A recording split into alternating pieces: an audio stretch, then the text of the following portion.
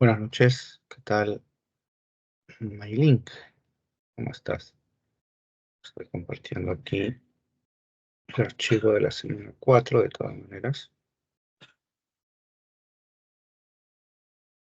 Profesor, buenas tardes. Eh, Buenas tardes. una pregunta sobre eh, el crimen y castigo, ¿cuál era el conflicto antihumanitario y humanitario? Ujú. Ya, muy bien. Hay que tener muy en cuenta, ¿no?, que el conflicto que envuelve a Raskolnikov es un conflicto moral. Entonces, tiene que ver con la idea de hacer el bien, ¿no? Con la idea de lo correcto. El conflicto humanitario que atraviesa Raskolnikov es el de ver cómo ayudar a su familia. ¿Por qué? Porque Raskolnikov sabe que su hermana se va a casar con un hombre al cual no ama, pero se va a casar por dinero. Y ese dinero es para que le envíen a Raskolnikov, ¿no? Porque la madre y su hermana ayudaban a Raskolnikov. Entonces surge en Raskolnikov la necesidad de ayudar al otro, ¿no? Esa es la esencia de la moral humanitaria, ¿no? Ayudar al otro, ¿no? Realizar alguna acción que contribuya con el bienestar del otro, ¿no? Es la moral cristiana, ¿no? Siempre centrado en eh, en el efecto, en el bienestar del otro. Entonces, ahora, ¿qué es lo que va a hacer Raskolnikov? Ahí es donde interviene la moral antihumanitaria o intelectualista. La moral antihumanitaria lo que predica es que eh, el bien o lo correcto, ¿ya?, está condicionado a lo que nosotros buscamos, lo que nosotros queremos, ¿ya? O sea, fíjate en el caso de la moral humanitaria, ¿no? O sea, lo bueno y lo malo en la moral humanitaria no depende de lo que yo quiero, sino depende de el bienestar del otro. En cambio, en la moral antihumanitaria, lo que depende es lo que yo busco, qué es lo que quiero. Y para conseguirlo, pues tendré que realizar acciones de cualquier tipo con tal de conseguir el objetivo, ¿no? Entonces, por ejemplo, vamos a poner un ejemplo un tanto al margen de la novela. Digamos, ¿no?, que una persona necesita dinero, ¿no? Digamos, su familiar está enfermo. Entonces, ¿qué es lo que puede hacer para conseguir dinero y ayudar a su familia? Entonces, la moral antihumanitaria, ¿no?, predica que para alcanzar el fin, que es ayudar, no importan los medios, no importa cómo lo hagamos, la cuestión es cumplir ese objetivo. Entonces, la moral humanitaria dice, bueno, puedes robar, y ese robo estará, digamos, excusado porque estás usando ese dinero para un bien, para algo bueno, que es ayudar al otro. Entonces, dentro de la moral intelectualista, las acciones están condicionadas al objetivo que se propone. Y ahí es donde interviene nuestra voluntad, ¿no? El yo. Yo decido si esto es correcto o esto es incorrecto, si esto es bueno o esto no es bueno. Eso no ocurre en la moral en la moral humanitaria o cristiana, donde el hombre no decide qué es bueno o qué es malo, sino viene dado por una norma que tiene que ver con una ley, que tiene que ver con la seguridad del otro. Entonces, Raskolnikov tiene esas dos maneras, o se enfrenta a esas dos maneras de entender el bien y el mal. Y en medio de la situación que atraviesa Raskolnikov, aparece la imagen de Aliona Ivanovna. Porque, ¿qué es lo que principalmente mueve a Raskolnikov? El deseo de ayudar a su familia, moral humanitaria. Pero, ¿cómo va a lograrlo? ¿Cómo va a intentarlo? Robando. Ese es el primer plan de Raskolnikov, robar a Leon Ivanov. Entonces, para él, robar a una persona que en la práctica eh, roba a los demás con los intereses que cobra, porque Leon era una prestamista, para Raskolnikov estaba excusado, ¿no? Es decir, podía hacerlo, ¿por qué no? Y aún más porque el dinero que él robe lo iba a usar para ayudar a su familia. Y más aún todavía, ¿sí? Ese conflicto se acentúa porque Raskolnikov un día, ¿no? Escucha una conversación en un bar y uno de los dialogantes en esa conversación que escucha a Raskolnikov le dice a quien conversa, con quien conversa, le dice, sería bueno que alguien matara a León Ivanov, porque de ese modo libraría a la sociedad de una sanguijuela. Entonces, para Raskolnikov, el asesinato, ¿sí?, de Aliona va a ser ahora su objetivo y va a considerar que el asesinato de Aliona es el que va a permitir ayudar a los demás. Entonces, esa es la idea del conflicto de Raskolnikov, ¿no? Cómo en él se cruzan estas dos maneras de comprender el bien y el mal. La moral cristiana, que busca el bienestar y la ayuda del otro, y la moral antihumanitaria o intelectualista, que es más pragmática, ¿no? Que podríamos resumirla en una frase muy conocida, los, eh, el fin justifica los medios, que es más o menos sobre esa idea con la cual se desarrolla este tipo de moral o se aplica este tipo de moral, la antihumanitaria. Ahora, sí, entonces ese es el conflicto de Raskolnikov. Ahora, Raskolnikov padece ese conflicto también por una cuestión que tiene que ver con la idea del hombre extraordinario, que es el que él plantea, ¿no? Es decir, el hombre superior. Raskolnikov cree que es un hombre extraordinario, un hombre superior, un hombre que él define como un ser capaz de decidir qué es lo bueno y qué es lo malo, un ser que está por encima de cualquier moral, de cualquier ley o norma, ¿no? Y eso es a lo que Raskolnikov aspira, a ser ese hombre extraordinario, ¿no? Entonces, eso es lo que va a motivar a Raskolnikov a la acción que toma de matar a Leona, y eso es lo que está dentro de él, ¿no? Ese conflicto, ¿sí? Hasta ahí me dejo entender. Ujú.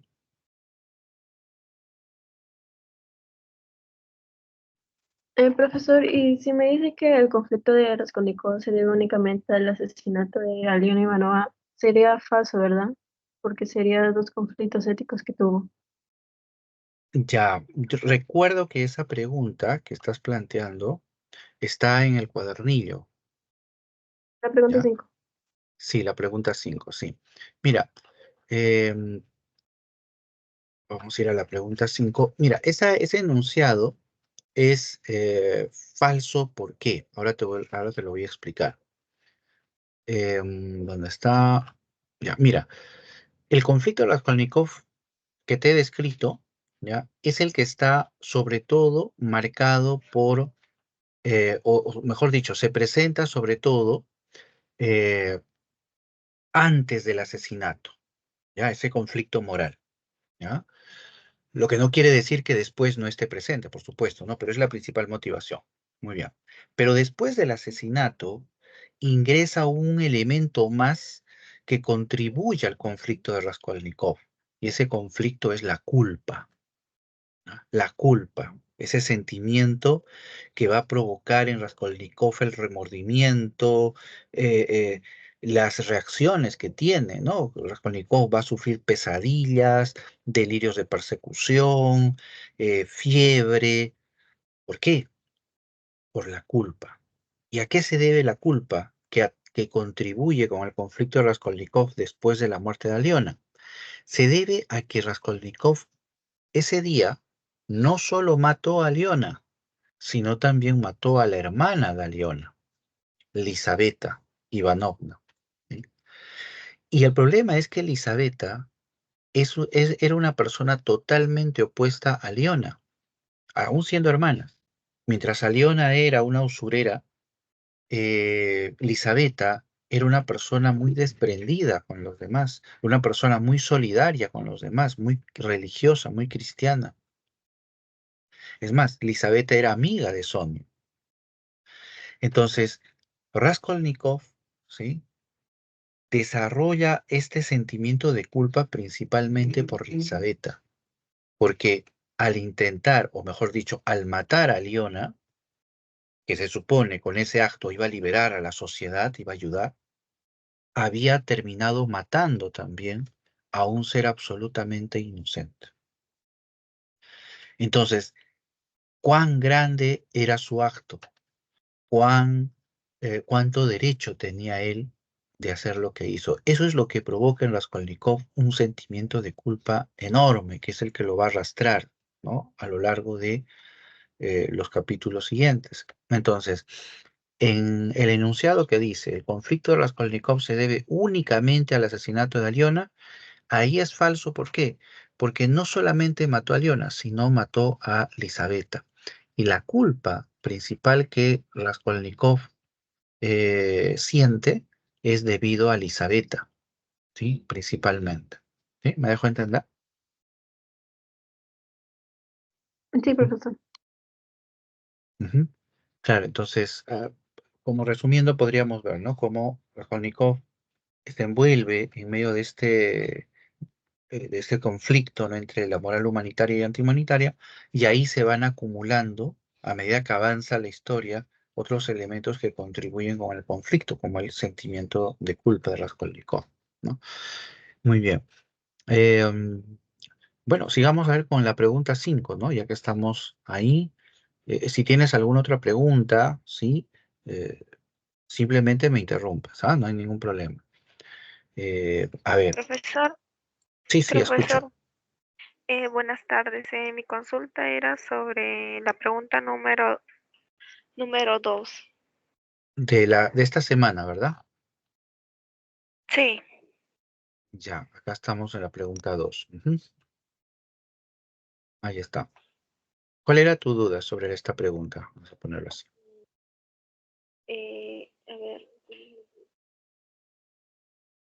ahí, es que cuando leí ¿cómo se llama? El párrafo, es como que no llegué a entender bien.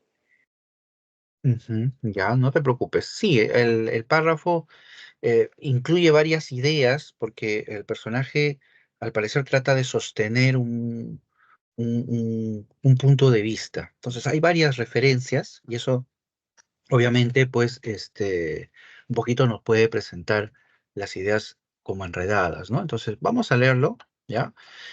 Cuando tenemos un párrafo y vemos que nos satura o se vuelve torna un poco confuso, hay que leerlo pero parte por parte, ¿ya? O sea, deteniéndonos en cada enunciado, en cada frase, para ir recogiendo las ideas. Entonces, Raskolnikov dice, ¿no? Porque está hablando Raskolnikov, bueno, está pensando Raskolnikov. Dice, ¿dónde he leído? Es decir, él está tratando de recordar algo que antes había leído, dice. ¿Dónde he leído lo que decía o pensaba un condenado a muerte una hora antes que lo ejecutara? Es decir, se pregunta, ¿qué pensaba un sentenciado a muerte antes de morir, ¿no? Y él, Raskolnikov, se preguntaba dónde había leído precisamente sobre eso, ¿no? Lo que un condenado pensaba antes de morir. Y luego dice Raskolnikov, sí, sí, cualquier pregunta, recuerden, interrumpan, no hay ningún problema. Dice que si debiera vivir en algún sitio elevado, es decir, esta idea se está refiriendo a lo que, según el recuerdo de Raskolnikov, habría pensado aquel condenado a muerte, ¿no? Que si debiera vivir en algún sitio elevado, como que era su deseo, ¿no? Encima de una roca, ¿no? Ahí quería vivir, en una superficie tan pequeña que solo ofreciera espacio para colocar los pies, ¿no?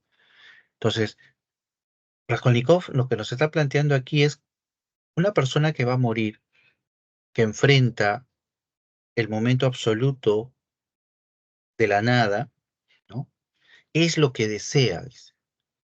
Y nos está describiendo que ese condenado desea hasta la cosa mínima, ¿no? O sea, no está pidiendo lo que algunos hay veces piensan, ¿no? El que va a morir quiere disfrutar algo grandioso, quiere mucho dinero, quiere disfrutar. No, no. Aquí el ejemplo de Raskolnikov nos está presentando a un personaje que lo único que desea es poner los pies en una superficie absolutamente pequeña. No interesa. Y luego dice, y en torno se abriera el abismo, el océano, y nieblas eternas, eterna soledad y tormento. Es decir, no está pidiendo grandes cosas esa persona, sino solamente un pequeño lugar donde poner los pies. Si debiera permanecer en el espacio de una vara durante toda la vida, 1000 años, una eternidad, preferiría vivir así que morir. Lo que está planteando ahí Raskolnikov es, o lo que intenta expresar, es la intensidad de querer vivir. No interesa cómo vivir, dice ahí. Así tenga que vivir en un parado en la punta de una vara en medio de un enorme abismo. Y aún si así tuviera que estar toda mi existencia, dice Raskolnikov, aún así prefiero vivir de esa manera que morir. Entonces, a través de esa imagen, Raskolnikov nos está expresando el enorme desprecio a la muerte, o temor también a la muerte, y su pragmatismo también, ¿no? Raskolnikov dice, no interesa cómo vivimos, solo lo que importa es vivir, ¿no? Y por eso termina con la frase que dice, vivir, como quiera que fuese, pero vivir, ¿no? Entonces, eso es lo que nos está expresando Raskolnikov en ese párrafo, ¿no? Una suerte de alegoría, ¿no? En la cual trata de señalar la importancia de vivir, ¿sí? Así sea, Ya. así sea de cualquier manera, ¿no? De cualquier forma. Ujú. Entonces, sobre la base de esa idea, ¿no? La pregunta, ¿sí? Nos plantea, dice, ¿qué característica de la narrativa de Dostoyevsky encontramos ahí? ¿No? Entonces, dice, el predominio del diálogo para develar las tensiones psicológicas. Sería Aquí, el conflicto interno, creo.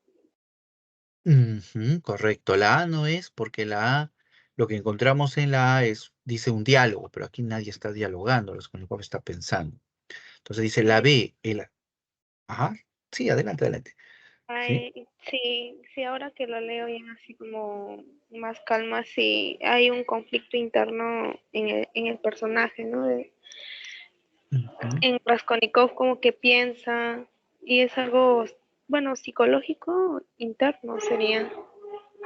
Claro, todo lo que tenga que ver con la reflexión, con lo interno, podríamos interpretarlo, ¿no? Desde esa dimensión psicológica. Y lo que vemos ahí es lo que tú también observas, ¿no? Un conflicto, ¿no? Raskolnikov nos habla de la vida, ¿no? Y del temor a la muerte, y de vivir como sea, no importa, ¿no? Pero vivir, dice, ¿no? Entonces, sí. Mm, Ujú, Gracias, profesor. Y también tenía dudas en la pregunta 3. Estaba entre la A o la C, porque como dice un tema, un tema desarrollado de la novela Crimen y Castigo de Fyodor Dostoyevsky, es el amor como fuerza de regeneración moral. Yo tengo entendido que el amor como fuerza de regeneración moral es a través de la Sonia, ¿no? La que le ayudó a que se entregase a la policía y aparte de eso le acompañó, ¿no? ujú, Pero ujú, acá, en esta parte, bueno, no aparece tanto. Entonces yo me centré más en Sonia, se prostituye para ayudar a su familia, ¿no? Pero también estaba en duda porque no sabía si era realmente la respuesta, porque los demás eh, me parece que no tiene nada que ver. ujú. Claro. Mira, tienes mucha razón. El personaje de Sonia es el que encarna en gran medida la idea del amor como fuerza de regeneración moral. Y sí, ¿no? Entre la A y la C, vamos a explicar algunos detalles un poco de la novela, algunos detallitos, ¿ya? Sí, Para aclarar la diferencia entre la A y la C, ¿no? La clave es la A. ¿Por qué? A ver, primero tengamos en cuenta lo siguiente, ¿ya? La idea del amor que desarrolla Dostoyevsky en Crimen y Castigo tiene como fundamento la concepción cristiana, ¿ya? La concepción cristiana plantea el amor como un sacrificio, ¿sí? El auténtico amor es el que demuestra el sacrificio por el otro, ¿no? Ese es el principio. Entonces, Raskolnikov es una persona que detesta al otro, ¿ya? Es una persona que considera a la otra persona como un ser insustancial, ¿no? Y por eso es capaz de matar a León Ivanovna como si fuera un bicho, porque no la considera un ser humano. Entonces, el cambio de Raskolnikov se va a producir gracias a Sonia, porque Sonia le va a demostrar el amor cristiano, es decir, la entrega y la solidaridad. Ese es el punto de inflexión del personaje. ¿Dónde se ubica ese momento? Verás, hay un momento, sí, donde Sonia convence a Raskolnikov para entregarse a la policía. Pero esa escena, lo que sucede en esa escena es que Sonia, Raskolnikov le pide a Sonia que lo ayude. Raskolnikov no sabe qué hacer con su tormento, ¿no? Y entonces le pide a Sonia su auxilio. Y Sonia lo que le aconseja es que para poder limpiar su conciencia, ¿sí? Y eliminar la culpa, tiene que sufrir un castigo, es decir, tiene que pagar, perdón, sus penas, ¿no? Los pecados, ¿no? La idea del, la idea de la purificación cristiana, ¿no? Tengo que pagar mis pecados, ¿no? Tengo que sufrir el castigo. Entonces, sobre la base de ese principio, es por el cual Raskolnikov se entrega a la policía, ¿ya?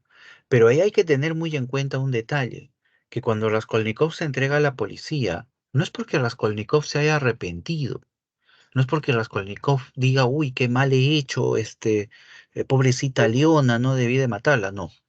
Raskolnikov se entrega a la policía, ¿sí? Para sufrir un castigo y así poder eliminar su culpa. Y para Raskolnikov, ¿cuál es ese sentimiento de culpa? No es a Leona exactamente, sino el sentirse un ser inferior. Raskolnikov creía que era un ser extraordinario, superior, ¿sí? Pero se ha dado cuenta que él no es más que un hombre común y entonces merece un castigo por ser un hombre común. Esa es la actitud que tiene Raskolnikov cuando se entrega a la policía. Luego, el juez Petrovich ¿no? Le dicta sentencia y lo envía, ¿no? A Siberia a sufrir una pena, ¿no? Trabajos forzados, tiene que picar piedra Raskolnikov. Ahí a Siberia lo acompaña Sonia, ¿sí? Y Sonia cuida de él. Pero Sonia no solamente cuida de él, de Raskolnikov, sino cuida de todos los prisioneros. Sonia empieza a demostrar precisamente la esencia del amor cristiano, que es el sacrificio por el otro. Y Sonia cuida de los demás, cuida de los prisioneros, cuida de la familia de los demás, les lleva mensaje, comida. Y eso va despertando en Raskolnikov la conciencia del prójimo, del otro.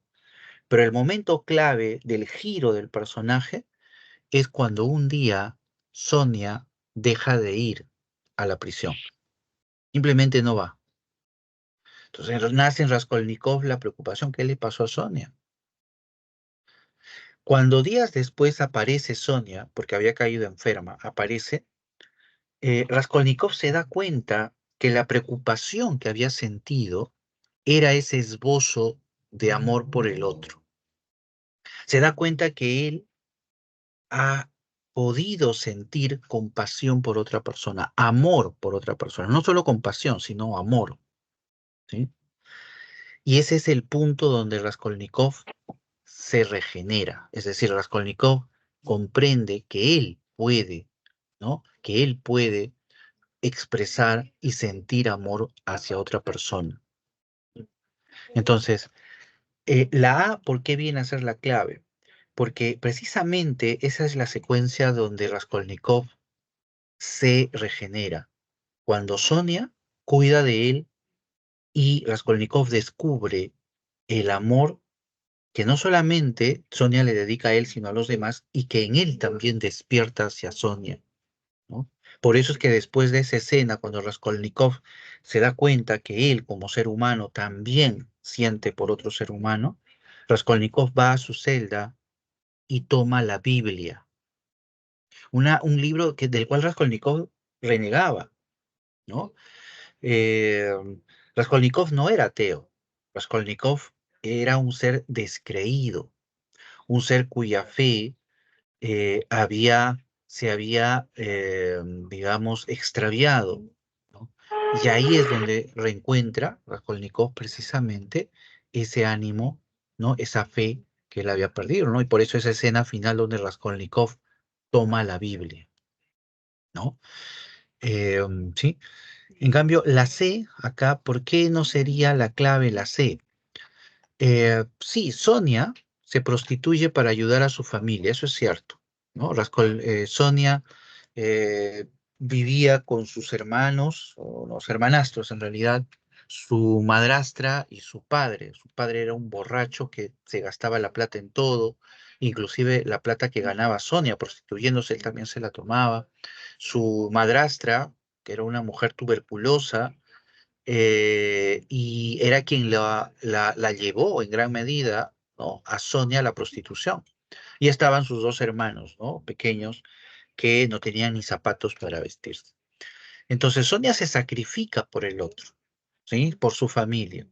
¿Hay ahí la imagen del amor cristiano? Sí, la del sacrificio, la de la solidaridad, del padecimiento, perfecto, pero no hay la regeneración moral porque su padre igual sigue siendo un borracho, su madre y bueno, su madrastra igual de la misma manera eh, la trata mal, ¿no? Y luego posteriormente fallece también la madre, eh, la madre, por ejemplo, toma a sus hijos y los hace mendigar, ¿no? Y los lleva a los palacios de San Petersburgo ahí para pedir dinero, ¿no? Mientras ella padece la enfermedad, ¿no? Entonces no hay esa, esa regeneración moral, ¿no? Que debiera de ser el efecto del sacrificio de Sonia al prostituirse, ¿no? Entonces, por eso la C no, no es la clave, ¿no? O sea, es un ejemplo de amor cristiano, sí, pero no conlleva o no produce la regeneración moral. Entonces, la A sí,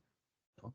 Sonia se sacrifica y ese sacrificio repercute en el ánimo de Raskolnikov produciendo la regeneración del personaje. ¿Sí? Ujú, sí, Ay, muchas ujú, gracias, profesor. muy bien. Sí, ahora ya tengo las ideas muy claras, ya, porque estaba en dudas. Ah, ya me alegro entonces, ¿sí? Ujú, Ya, a ver, muy bien. Vamos otra, ya, ahí. otra pregunta es la pregunta 6.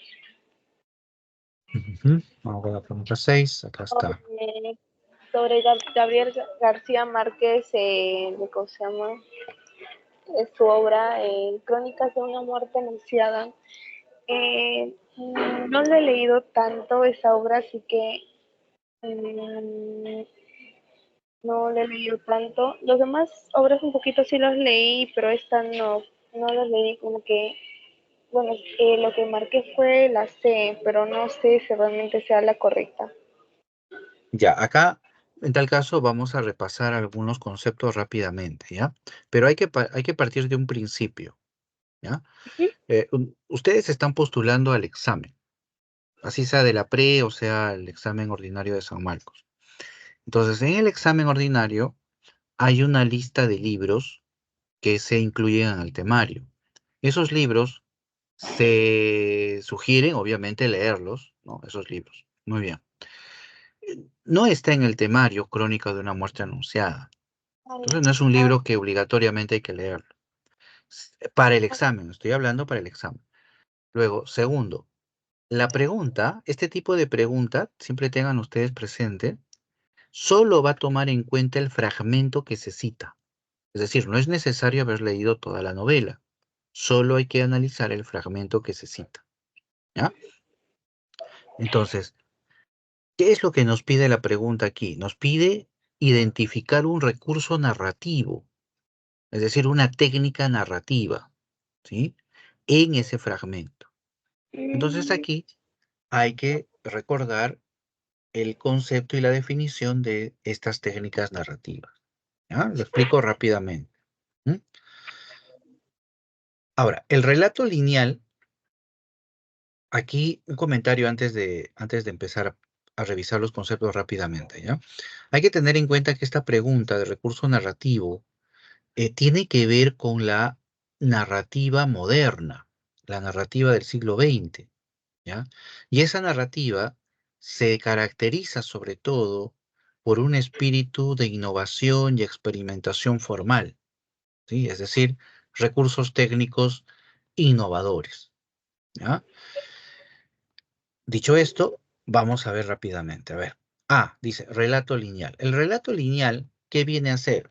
Se refiere a la narración que sigue la secuencia lógica de los hechos. ¿Ya? Por ejemplo, si yo contara, voy a inventarme, ¿no? Me fui a una fiesta, ¿no? Voy a contar a mis amigos, me fui a una fiesta. Entonces yo empezaría cronológicamente, ¿no? Entonces, esa mañana me levanté, me preparé, me bañé, me puse mi traje, mi corbata y salí, tomé un taxi, fui hasta la casa de mi amigo, ¿no? Y ahí estaban empezando la fiesta, ayudé, y etcétera, etcétera, ¿no? Y así sigue mi narración, hasta que al final llegó las 12 de la noche, ya era hora de regresar, al día siguiente tenía que trabajar, así que tomé un taxi, regresé a mi casa, etcétera, ¿eh? El relato ha sido cronológico, porque ha seguido el orden de los hechos. A ese tipo de relato se le conoce como lineal. Ahora, el relato lineal es un relato identificado con la narrativa tradicional, ¿sí? Entonces, no encajaría con la pregunta, para empezar, porque la pregunta tiene que ver con el relato moderno, el relato innovador del siglo XX. Entonces, no va, de cajón lo podemos eliminar. La B dice, narrador parcial u objetivo. Para entender el narrador parcial hay que también tener en cuenta el narrador omnisciente, ¿ya? Que está aquí abajo. Te explico rápidamente. El narrador omnisciente, que es un narrador tradicional, es una voz que cuando narra los hechos, que es el objetivo principal de todo narrador, incluye su punto de vista, sus opiniones, puede incluir inclusive interpretaciones del personaje, así como puede también decirnos lo que el personaje piensa. En cambio, el narrador parcial es un narrador que únicamente se concentra de manera objetiva en las acciones, ¿ya? Por ejemplo, un ejemplo rápido, ¿no? Puedo decir, digamos, ¿no? El profesor de literatura, voy a contar así un relato en omnisciente primero, ¿ya? El profesor de literatura descendía las escaleras angustiado, ¿no? Angustiado porque no había terminado de corregir los exámenes. Entonces, por la prisa, no se fijó, ¿no? Que no estaba una de las barandas de la escalera. Así que sin darse cuenta, se apoyó en el vacío y cayó. Y antes de llegar al piso, ¿no? Eh, eh, se puso, ¿no?, a pensar toda su vida. Entonces, ¿qué es lo que estoy refiriendo aquí como narrador omnisciente? Estoy contando la acción, lo que ha sucedido, el accidente, pero también me he dado la libertad como narrador omnisciente de referir, por ejemplo, lo que el personaje está pensando. lo que el personaje está sintiendo, ¿no? El personaje estaba preocupado por sus exámenes, el personaje antes de caer empezó a recordar toda su existencia. Y el narrador es más, el narrador omnisciente podría terminar la narración diciendo, ¿no? Y entonces el profesor cayó al suelo y murió, ¿no? Un triste final para una vida tan breve. Esa frase es una opinión del omnisciente. El omnisciente está brindándonos un punto de vista sobre lo que ha narrado. Entonces, ese tipo de intervenciones subjetivas, ¿sí? Son propias de un narrador omnisciente, que es un narrador típico de la narrativa tradicional. En cambio, el narrador objetivo es un narrador que elimina toda subjetividad y se concentra solo en la acción. Entonces, el ejemplo que te he narrado se podría, a través de un narrador parcial o objetivo, relatar de la siguiente manera, ¿no? El profesor de literatura descendía las escaleras cuando se apoyó en el vacío de una baranda que no existía y cayó al piso y murió. Punto. Listo. No hay ni opinión ni interpretación por parte del narrador, sino únicamente el relato objetivo directo de los hechos. ¿Sí? ¿Me dejo entender? Esa es la idea del narrador parcial objetivo. Muy bien. Profesor, Vamos por aquí. Sí, escucho. una pregunta. Cuando se hace referencia al el relato lineal, cuando ya habla del pasado, ¿ya no es relato lineal o sigue siendo? Tendríamos que ver el caso. ¿Ya? Ese es más o menos por donde nos vamos a desplazar ahora. Sí, mira, en tal caso, para seguir explicando un poco más los conceptos, te diría, ¿no?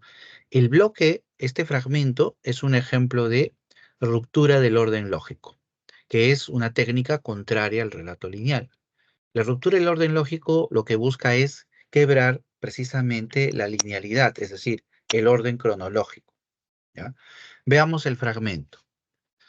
Dice, el día en que lo iban a matar, Santiago Nazar se levantó a las 5:30 de la mañana para esperar el buque en que llegaba el obispo, ¿no? Había soñado que atravesaba un bosque de higuerones donde caía una llovizna tierna, es decir, nos está diciendo qué había soñado el personaje antes de levantarse. Y por un instante fue feliz en el sueño, pero al despertar se sintió por completo salpicado de cagada de pájaros.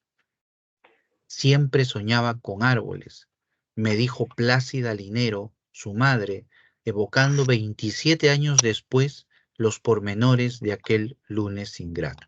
¿Ya? Mira, el narrador en todo este fragmento de aquí nos ha llevado a aquella mañana en la que Santiago Nazar será asesinado, ¿no? Iba describiendo el sueño que tuvo, ya muy bien. Pero de pronto el narrador nos habla de lo que le dijo la madre 27 años después. ¿Ya? Esto que he marcado y que aparece como en azul es una acción que transcurrió 27 años después. Y lo que he marcado primero ocurrió 27 años antes de lo que su madre le dijo al narrador. ¿Me dejo entender?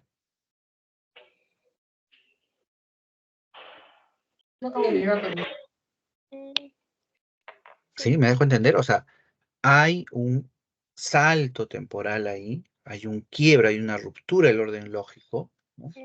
Tipo Que flashback, se marca. tipo ¿cómo se llama? Un flashback o Claro, acá, em, claro, un flashback es cuando se produce un recuerdo del personaje, ¿no? Acá lo que estaríamos viendo, miren, la ruptura del orden lógico no solamente es hacia el pasado, puede ser hacia el futuro del hecho narrado. Entonces, en este caso, ha habido un salto hacia adelante, ¿no?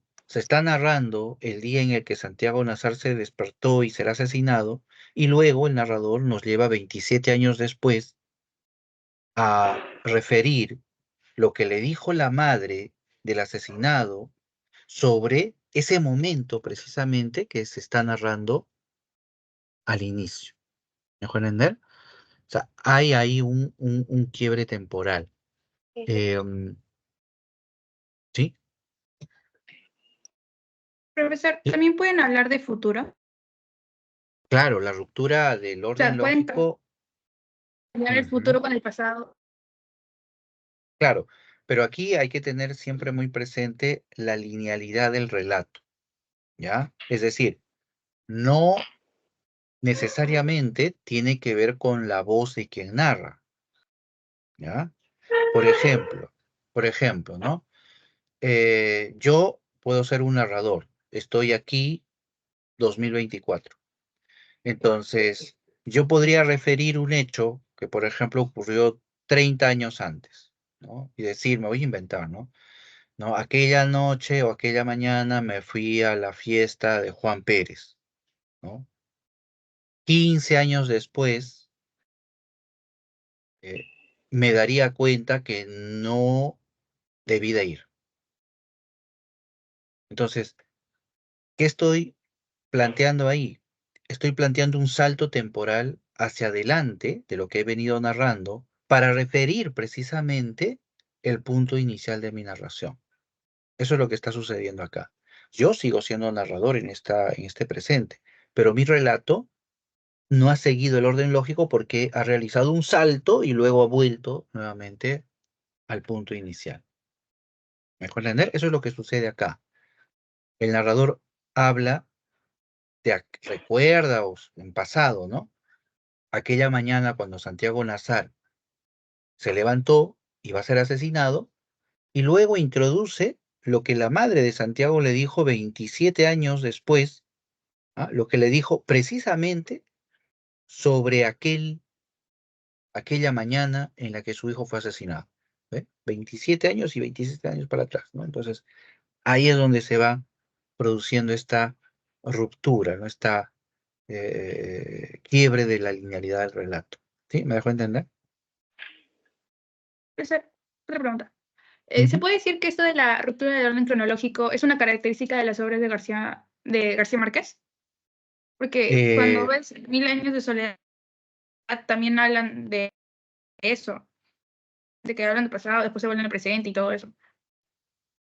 sí, probablemente sea una característica de García Márquez, ¿no? Pero en realidad, claro, es una característica de la narrativa contemporánea, ¿no? Una característica de la narrativa contemporánea. Pero la verdad, ¿no? Con la corta biblioteca que he leído, García Márquez es sin duda uno de los escritores que mejor emplea esta técnica.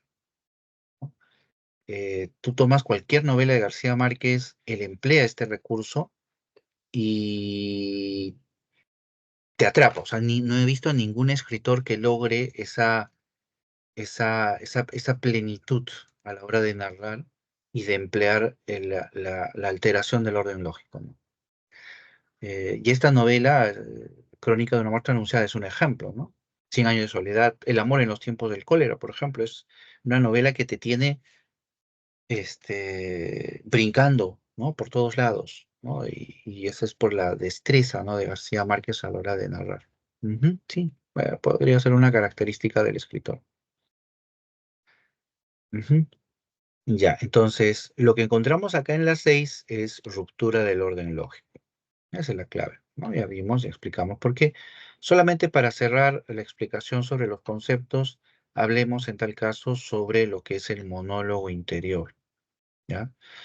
El monólogo interior es una técnica que tiene que ver con representar los pensamientos a través de la escritura, ¿ya? Los pensamientos a través de la escritura, ¿sí? Lo común en la narrativa tradicional es que el narrador hable del pensamiento del personaje. ¿no? Ustedes habrán leído en algún momento una novela cuando dice el narrador, ¿no? El narrador dice, y entonces Juan Pérez pensó que sería una buena idea salir de compras. Pensó. Porque es como si el narrador, este narrador tradicional, se introdujera en la mente del personaje, sí, pero solo eligiera una idea, nada más. Pero sabemos que nuestra mente no es así.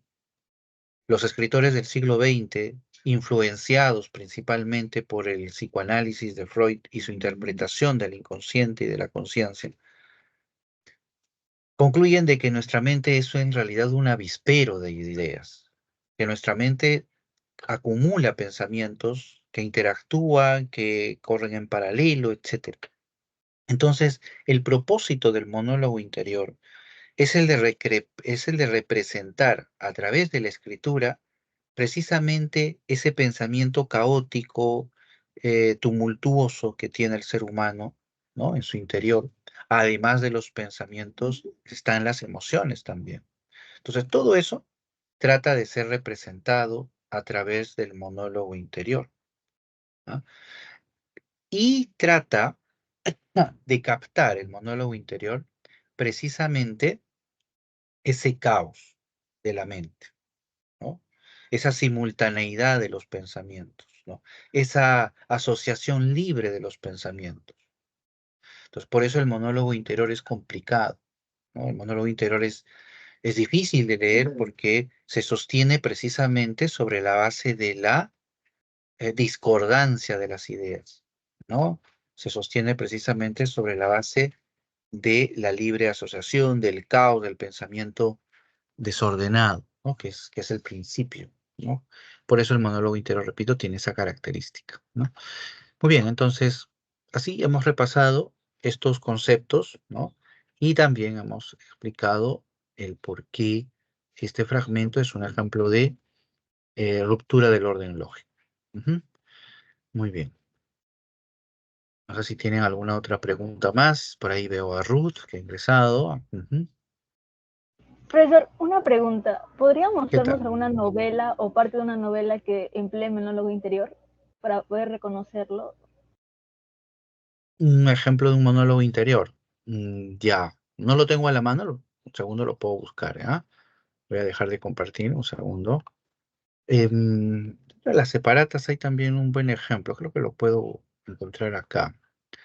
A ver, déjame ver. Mm, en las separatas, por aquí, por acá.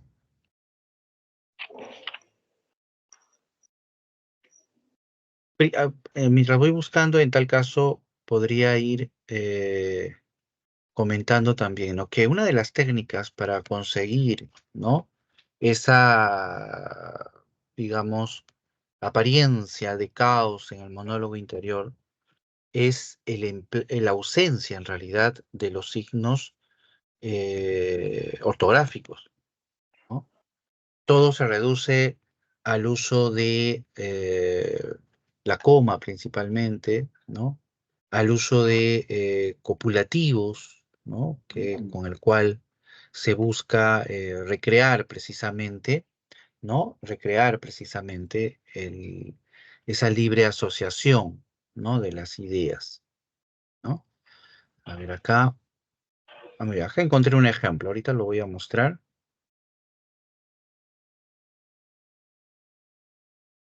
Un segundo.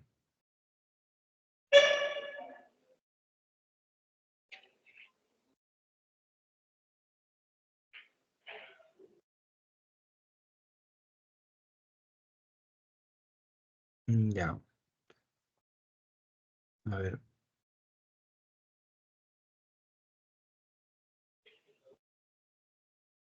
Ujú. Ahora voy a compartir la ventana. Y acá. Esto es lo que he encontrado, ¿eh? Lo busqué rápido, no tenía uno a la mano, pero este es un ejemplo de el clásico de los clásicos sobre el monólogo interior, que es el Ulises de Joyce, ¿no? Y aquí lo que hay que ver sobre todo es la cuestión técnica, ¿ya? Porque no hay que olvidar que el monólogo interior es una recreación de los pensamientos, ¿no? Del mundo interior del personaje. O sea, no se puede capturar con toda la viveza, ¿no? De ese mundo interior, no se puede capturar por la escritura, es imposible. Lo único que puede la escritura es crear la apariencia del monólogo interior. Entonces, para ello, recurre a algunas estrategias, ¿no? Como por ejemplo, les decía, la ausencia de signos de puntuación, ¿no? En el peor de los casos, se usa la coma. Muy pocas veces he visto un monólogo que emplee el punto y seguido. ¿Por qué? Porque cuando empleamos el punto ya le estamos dando cierto orden a las frases. Y entonces ya hay cierta congruencia. La idea del monólogo interior es que no haya congruencias. Dime, Ruth, te escucho. Profesor, disculpe, ¿está proyectando? ¿Está compartiendo? Sí, ¿no se ve? Yo no puedo verlo, no sé si mis compañeras pueden verlo. A ver, ¿lo No, pueden ver? Yo tampoco lo veo. Tampoco. de profesor. Sí, Ya. se nota. Entonces, ¿qué habré compartido? No se ve nada. No, No, tampoco se ve usted. No. sí, solo sale. A ver, voy a dejar de proyectar mi imagen y tal vez ahí voy a poder compartir, ¿ya?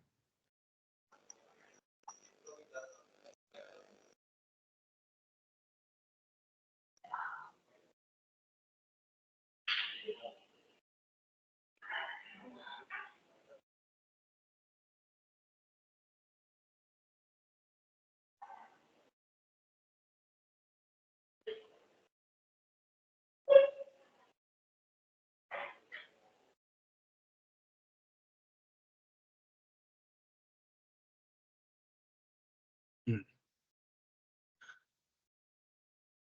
Y ahora no puedo compartir. Genial.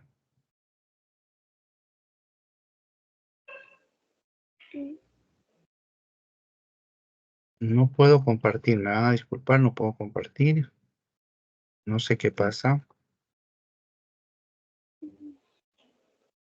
Eh, ya sé lo que voy a hacer. Vamos a usar la el viejo truco del control B, control C y control B. Lo voy a pegar. Vamos a plagiar. Lo voy a pegar en el chat. Dime. Profesor, luego de mostrar o se llama monólogo interior, eso de los ejemplos, ¿podría ser la pregunta 7? Bueno, yo ya lo resolví, lo que marqué fue la B, pero las respuestas todavía no las tengo. Ya, la pregunta 7, ¿no? De esta semana, sin Sí. duda, ¿verdad? Ya. Entonces, a ver, les muestro solamente el ejemplo, una pequeña explicación. Mm. A ver, un segundo. Realmente hoy día algo sucede acá. Acá está. Mejor voy a hacer una captura de pantalla porque no vaya a ser que todos explotemos y hago la copia.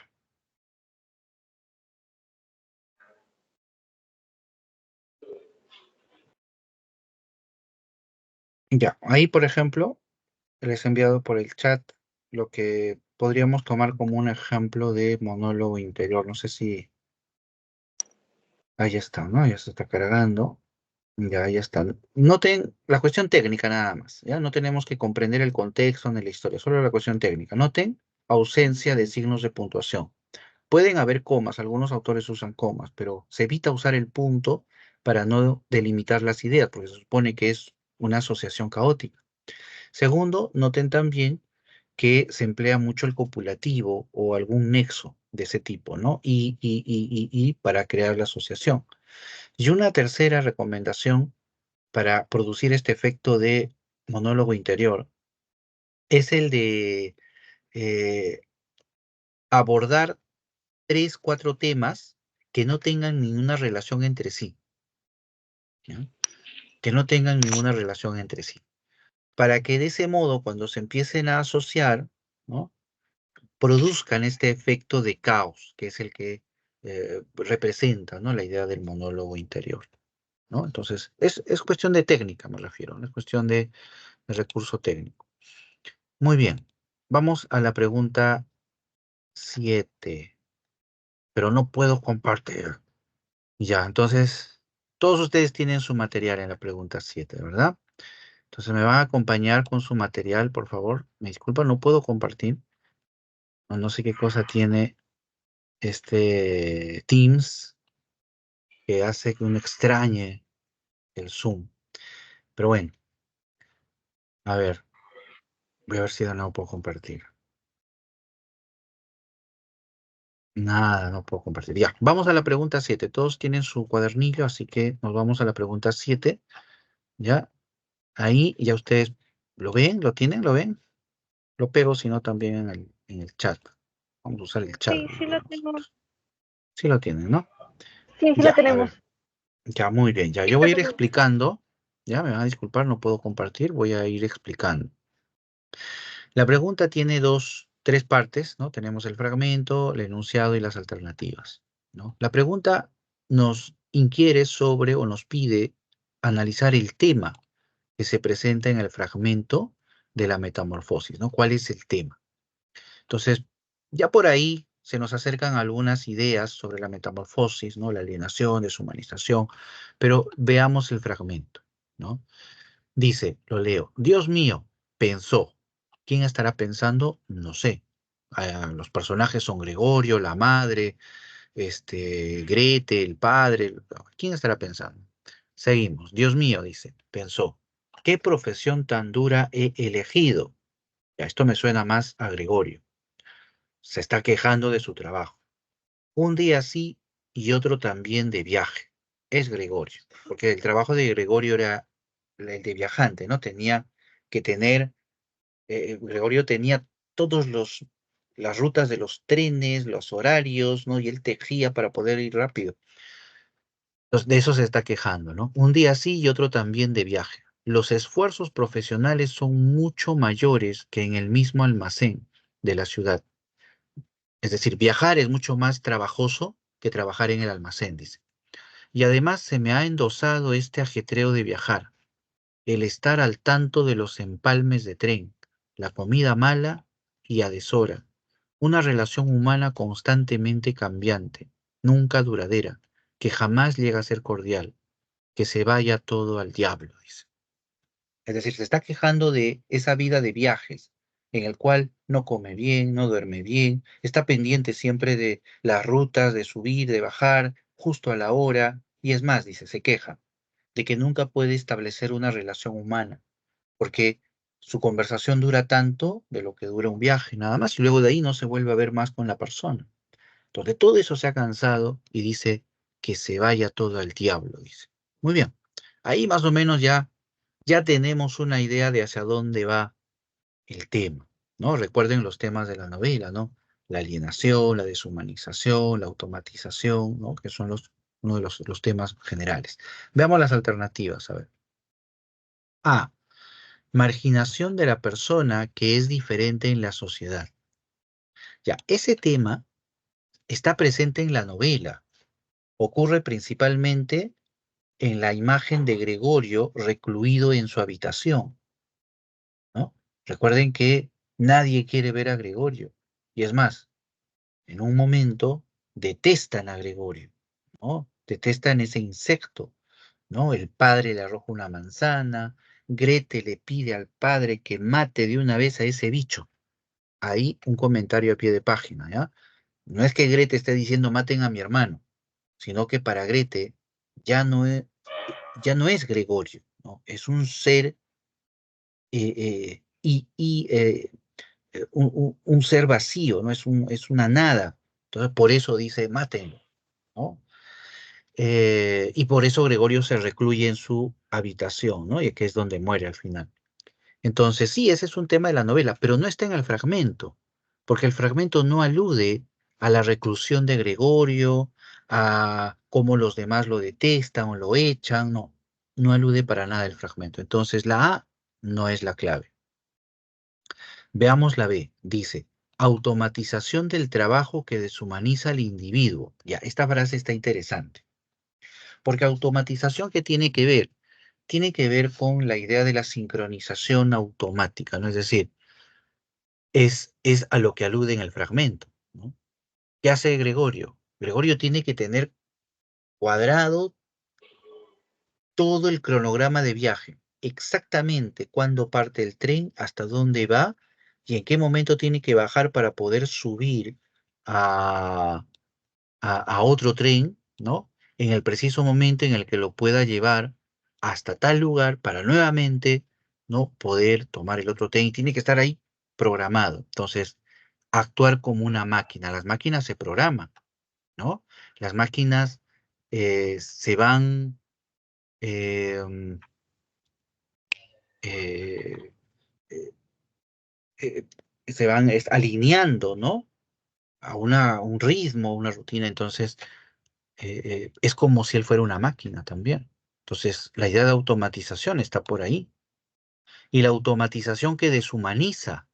¿Qué es la deshumanización? Pues es perder nuestras capacidades humanas.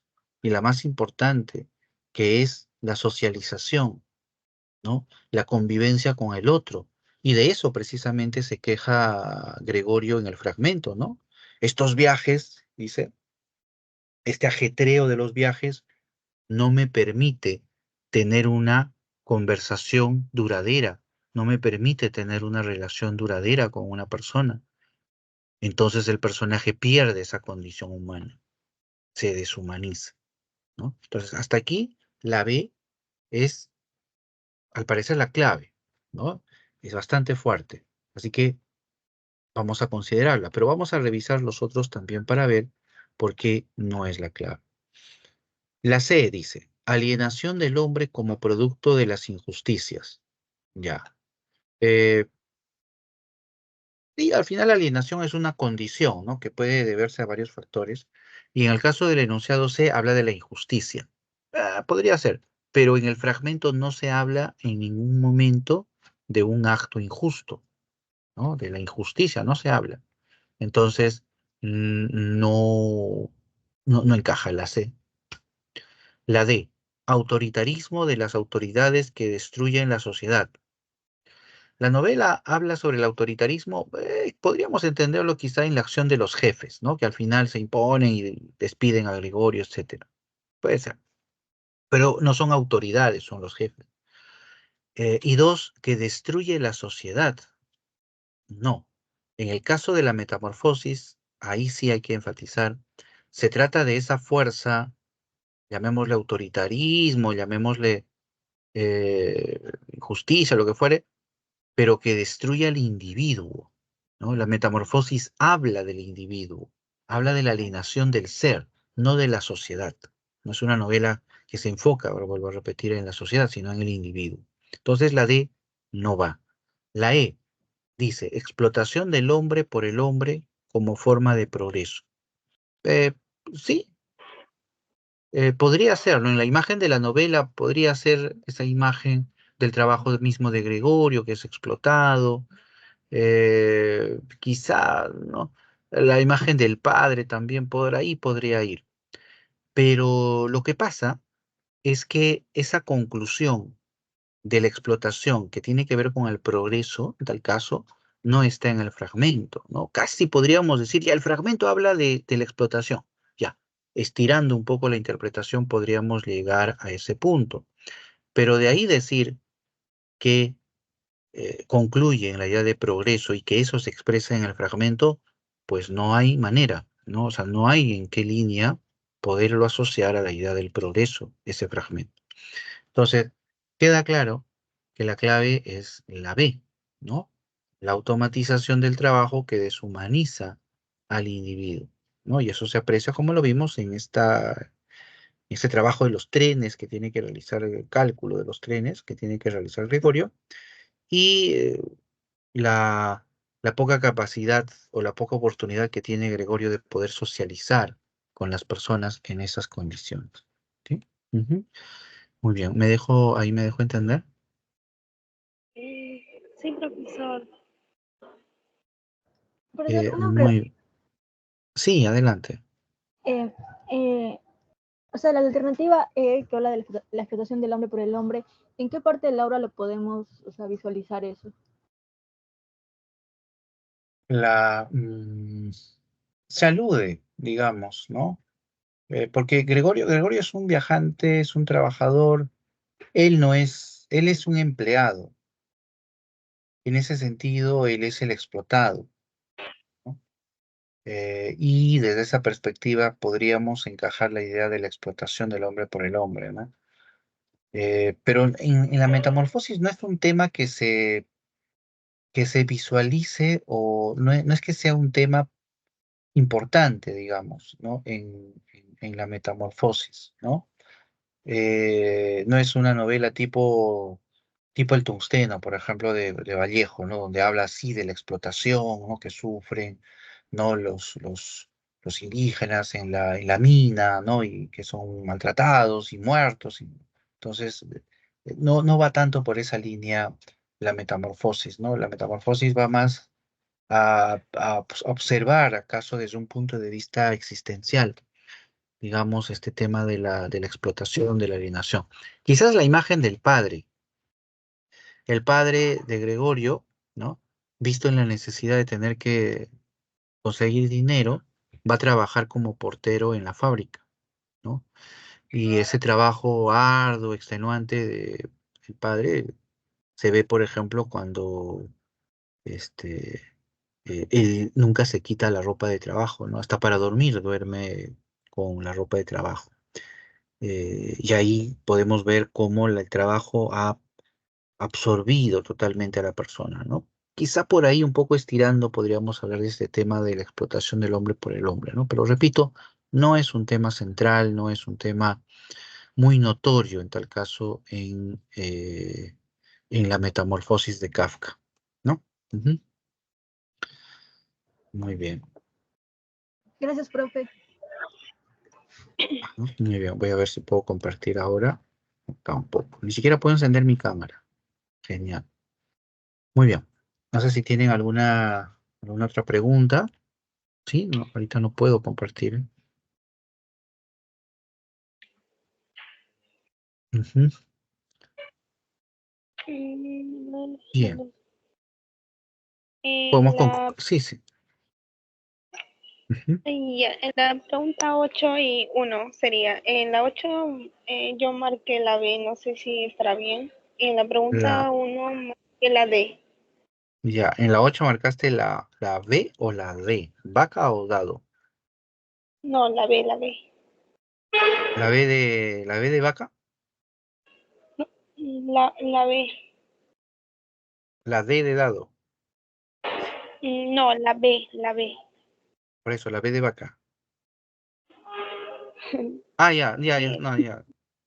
Sí, no, vaca también se escribe con B grande, por si acaso. No es el animal, es otra cosa. Ya, está bien, está bien. Ya, entonces, a ver, vamos a revisar la 8. ¿Ya?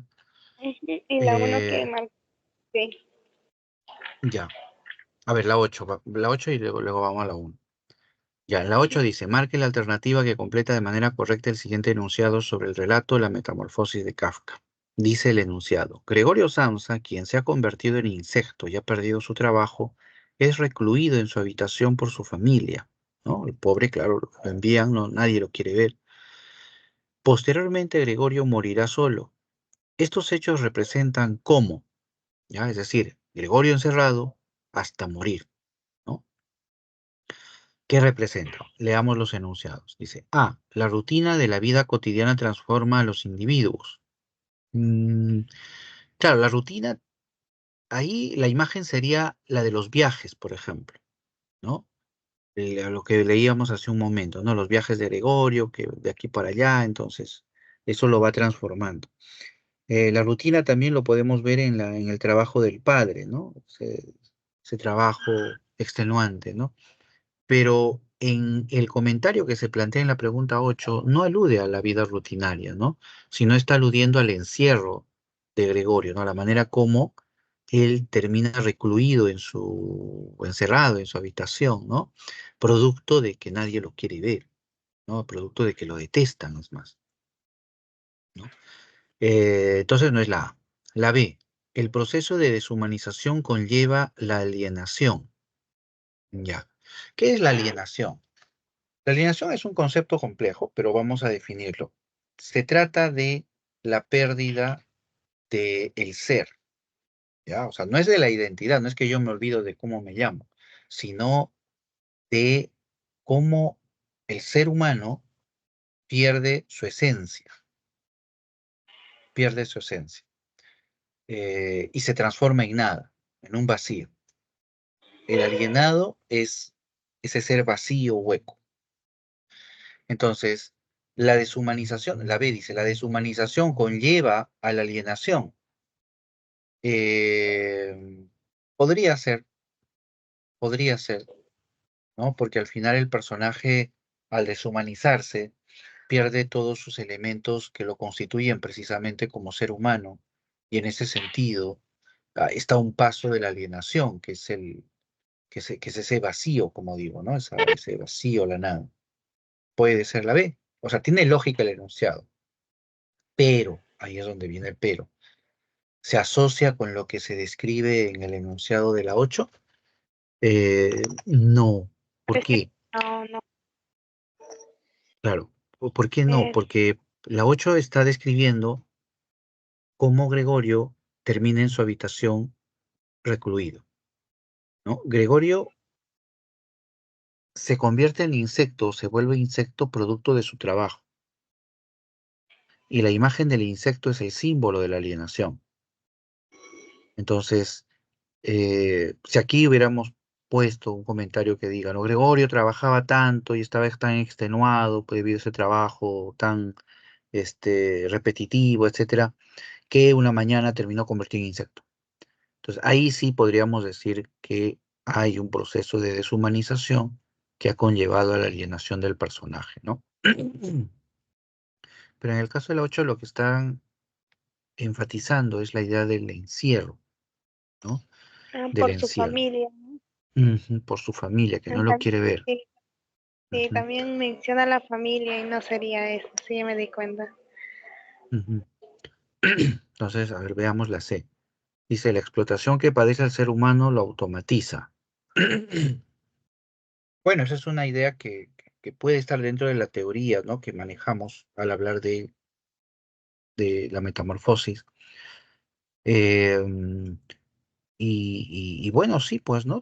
Quizás podríamos ver esa imagen de Gregorio trabajando, ¿no? En esos viajes, en esas labores extenuantes, que podríamos asimilarlo como si fuera una explotación o como si fuera la explotación. Y eso es lo que produce precisamente la automatización del personaje, ¿no? El trabajo lo automatiza. Un poco también es la imagen del padre, ¿no? Ese trabajo que lo automatiza. Pero en el fragmento que estamos viendo de la pregunta 8, el comentario, nuevamente no alude a la automatización ni al trabajo, sino alude a cómo Gregorio está encerrado en su habitación, ¿no? Hasta la muerte. Entonces, tampoco sería la C. La D dice, la sociedad margina a las personas diferentes y las destruye, ¿no?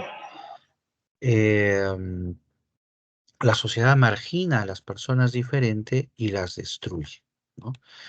Eso quizás podría ser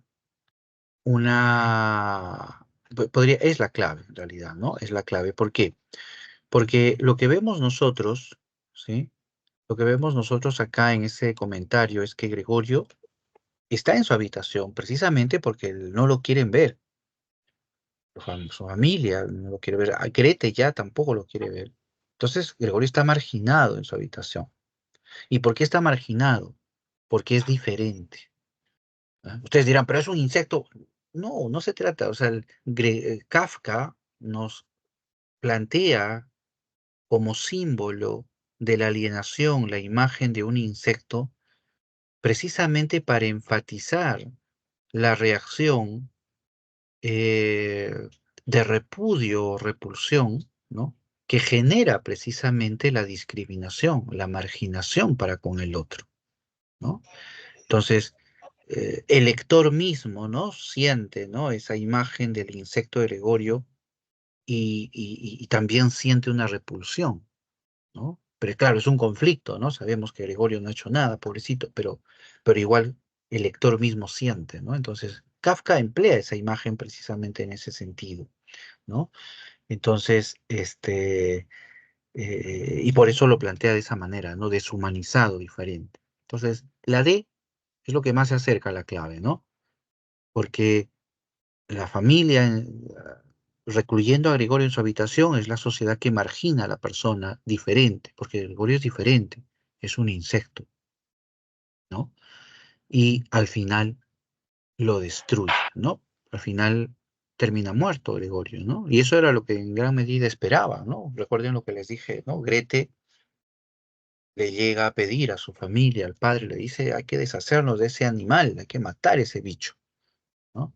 Al final Gregorio muere simplemente de soledad, ¿no? Nadie lo mata, pero esa muerte es producto del desprecio de la sociedad, ¿no? Entonces, ahí es donde encontramos esa idea, ¿no? Entonces, la C parece ser por ello la clave, ¿no? Y por último, la E dice, el autoritarismo destruye los lazos familiares de las personas, ¿no? Destruye los lazos familiares.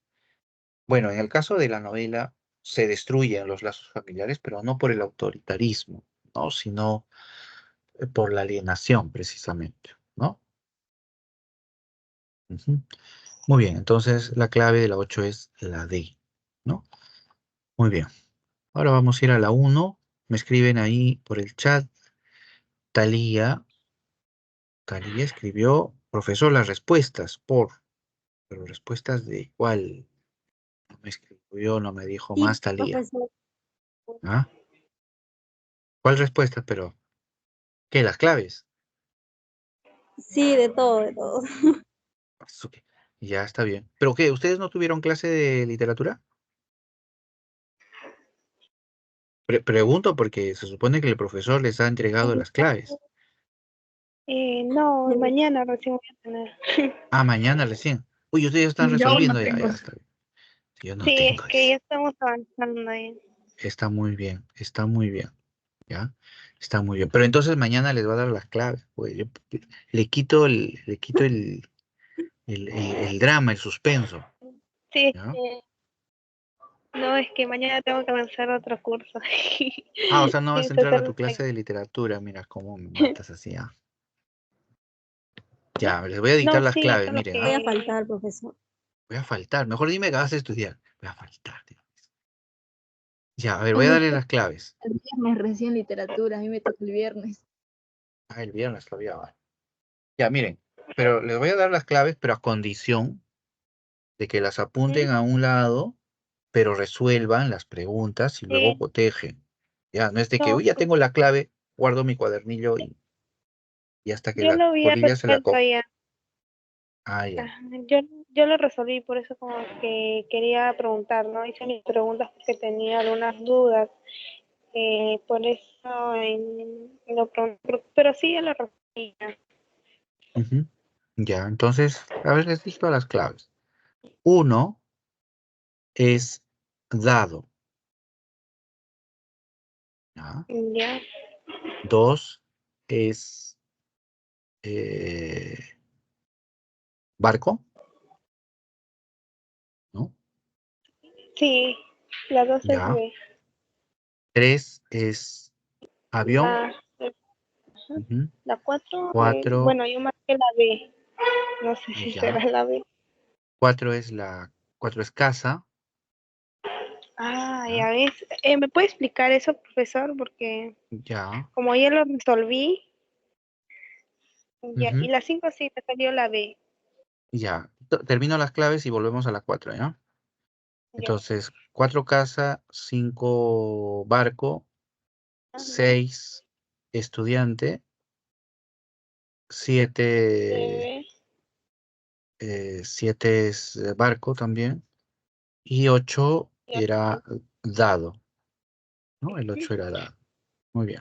Ya, esa es Vamos la a la 4 cuatro. sería porque ahí he Ujú. fallado. Porque yo pensé que era la B humanitaria, yo, porque, y bueno, no sabía que era la intelectualista. ¿Podría Ya. explicar un poquito más eso? Claro, bueno, vamos a ver, ¿ya? No puedo compartir, me van a disculpar, así que me acompañan con su separata. Ya, la 4.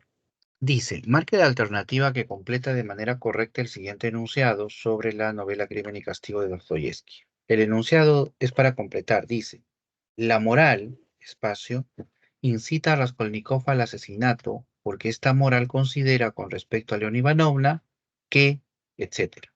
Ya muy bien.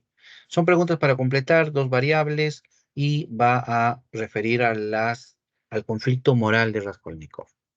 Ah, ya. Hay básicamente 2 ideas de moral que conflictúan en Raskolnikov: la moral antihumanitaria o intelectualista o la moral humanitaria o cristiana. La intelectualista también la podemos calificar como pragmática, ¿ya? Entonces, vemos que en la alternativa A, B, C, D, E está ahí antihumanitario, humanitario, intelectualista, podría encajar cualquiera. Entonces, la solución está en la segunda variable. ¿Qué es lo que nos plantea la segunda variable? Nos habla del asesinato de Aliona. Raskolnikov asesina a Aliona. Entonces ahí la pregunta es, ¿por qué Raskolnikov asesina a Aliona? ¿No? Para robarla, y también porque Raskolnikov cree que matando a Aliona va a ayudar a los demás, ¿no? Porque Aliona era una prestamista, ¿no? Que esquilmaba a las personas ahí con los intereses. Muy bien, con eso leamos las alternativas. Dice: A, antihumanitaria. Dice: las ambiciones del ser humano construyen su destino. Dice: la moral que tiene que ver con el asesinato de Aliona es la moral antihumanitaria. Eso de cajón, ¿no? Porque la moral humanitaria no lleva a Raskolnikov a matar a Aliona. La moral humanitaria lo que impulsa a Raskolnikov es ayudar al otro, ¿ya? En este caso, ayudar a su familia. Solo que Raskolnikov, por querer ayudar a su familia, va a decir, entonces voy a robar. Cuando dice, entonces voy a robar, ahí ya está interviniendo la moral antihumanitaria, ¿ya? Entonces tenemos la hasta y antihumanitaria. Muy bien. Dice: incita a Raskolnikov al asesinato. Ya, eso es cierto. Porque esta moral considera con respecto a León Ivanovna que las ambiciones del ser humano constituyen su destino. Esta idea no tiene nada que ver con la novela. La idea del destino no está presente en la novela. Creo que no es tema. No sé si por ahí en alguna línea podrán hablar de destino, pero no es un tema básico en la novela. No tiene nada que ver con el asesinato de Aliona, ¿sí? Porque el asesinato de Aliona es producto de la moral, de querer Raskolnikov hacer el bien, matando a esta usurera. Entonces la A no va para nada.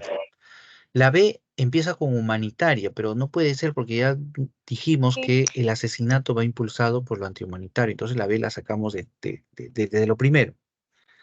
C dice intelectualista, ya por ahí puede ir. Dice, porque esta moral considera con respecto a León Ivanovna que un ser perjuicioso e inútil a la sociedad debe ser eliminado. Un ser que causa perjuicios a la sociedad debe ser eliminado, porque así se ayuda a la sociedad. Y sí, ese es el principio que motiva a Raskolnikov. Cuando la novela empieza, Raskolnikov ya planea el robo. Raskolnikov quiere robar a León Ivanov.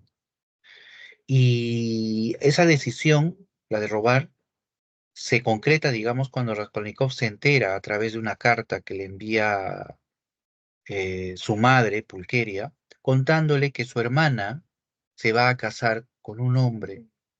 Raskolnikov comprende que su hermana se va a casar por dinero.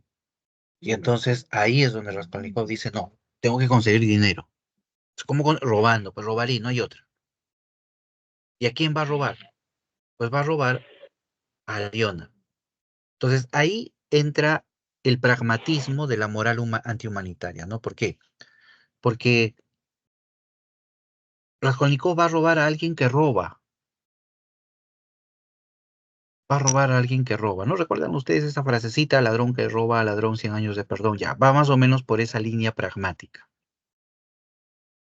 Entonces, Raskolnikov no va a robarle a un mendigo, no a una pobre viejecita, no, que necesita, no, va a robarle a esta usurera. Entonces, él considera que robarle no va a ser malo. porque ella es una ladrona. Pero después, en el proceso, Raskolnikov llega a concebir la idea de matar a Liona cuando se da cuenta que esta mujer eh, le roba a los demás, es decir, le causa daño a los demás. Entonces, para Raskolnikov, matar a Liona es un modo de ayudar a los demás. Y para que él decida matar a Liona es porque la considera un ser inferior, un ser que perfectamente podemos prescindir en la sociedad. Por eso el enunciado de la C es muy apropiado. Un ser perjuicioso e inútil a la sociedad debe ser eliminado. Eso es lo que ordena la moral intelectualista, ¿no? La moral antihumanitaria o pragmática. Entonces, hasta ahí la C viene a ser la clave. La D dice cristiana, de saque lo eliminamos porque el asesinato de Aliona no tiene nada que ver ni con lo humanitario ni con lo cristiano, ¿ya? La E dice pragmática, ya eso también se acerca a lo que es lo antihumanitario, lo intelectualista. Pero termina la E diciendo, una mala acción es provechosa si es aprobada por los demás, ¿no?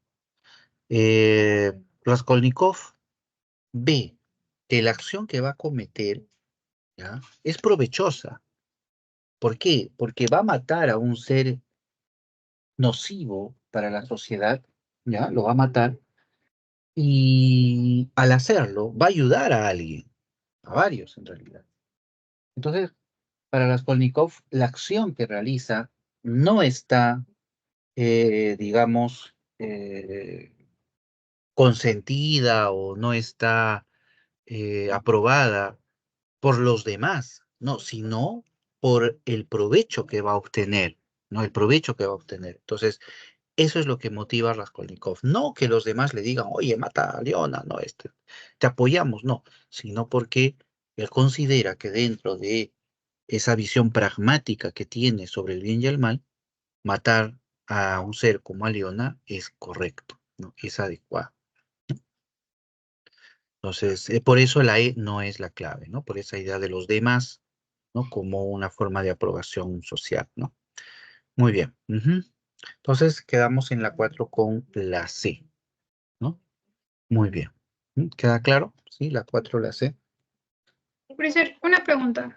Dime. Cuando a mí me contaron la historia, hay una parte que yo no entendí muy bien. Cuando el chico mata a la usurera, me acuerdo que uno de los pintores lo ve. Bueno, no lo ve exactamente, pero lo ve bajar. Ujú.